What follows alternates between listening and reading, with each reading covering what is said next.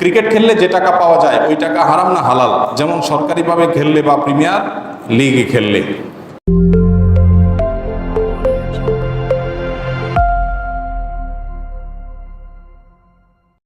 Cricket খেললে যে টাকা পাওয়া যায় ওই টাকা হারাম না হালাল? যেমন সরকারিভাবে খেললে বা প্রিমিয়ার লিগে খেললে।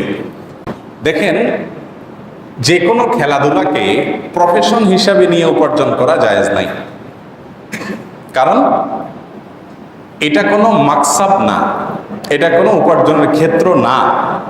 খেলাধুলা এটা হবে নিজের শারীরিক কসরতের জন্য, এটা হবে বিনোদনের জন্য। শরীয়তের অন্যান্য সব শর্তগুলো যদি পাওয়া যায় সেক্ষেত্রে জায়েজ হলে তখন সেটি, অর্থাৎ আপনার সেখানে পর্দার লঙ্ঘন হবে না, সেখানে এডিকশন হবে না, সেখানে পারস্পরিক লেনদেন হবে না, জুয়া থাকবে না, এসব বিষয় যদি না থাকে এবং শরীয়তের অন্যান্য শর্ত সব পূরণ থাকলে তখন সেক্ষেত্রে সেই খেলাধুলা নিজে করা জায়েজ। কিন্তু এটাকে আপনি প্রফেশন হিসেবে বানাবেন কিসের ভিত্তিতে?